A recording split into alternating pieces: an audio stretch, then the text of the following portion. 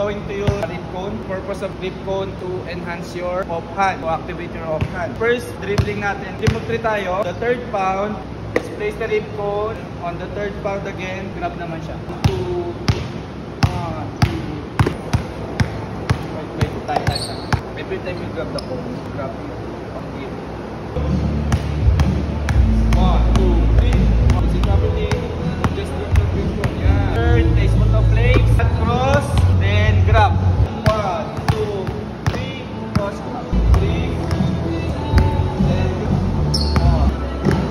cross.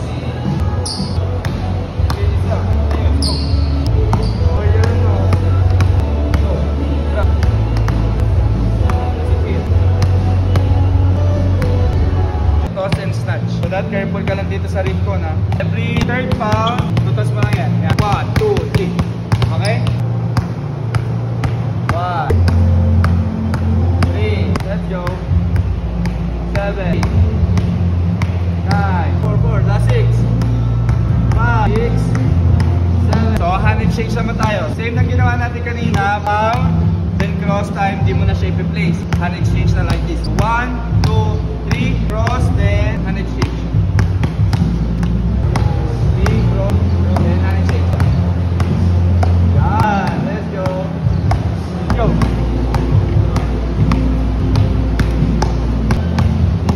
Last one. Okay, pagsasamahin na natin yung place, tapos hand exchange. 1, 2, 3, place the cone, cross, then grab. After nun, cross again, then hand exchange.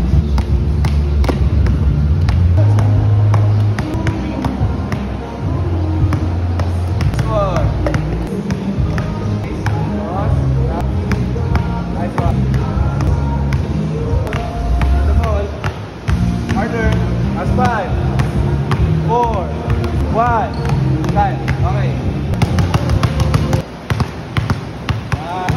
Let's go. Good job.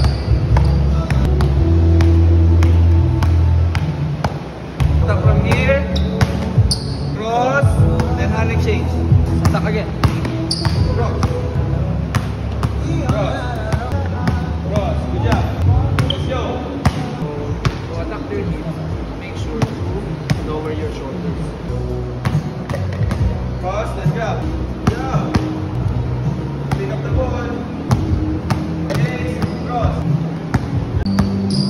Ace. Cross. Yeah. Very good. The purpose of hugging the ball. Initiate contact. Cross.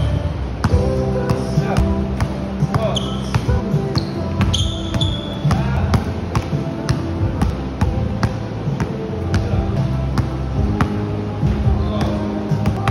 Balik. Cross. Okay. Cross. Cut the ball. Pick up. Pick up the ball. Yeah. Cross. First, left leg, then right leg, then left muna, left, then right. So imagine this time. Okay? Yeah. So kaya pag yung shooting mo mababa, mahuli ko yan. Okay?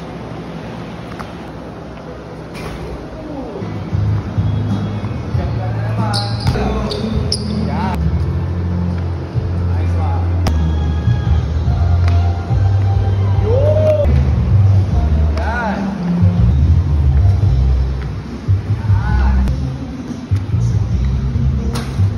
So pagsamahin natin yung footwork, passing, then shooting. Same footwork tayo ha. Pull, run, then, 1 and 4, run, pass, go, run.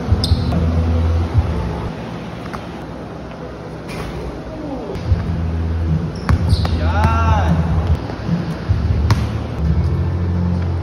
Nice one. Run.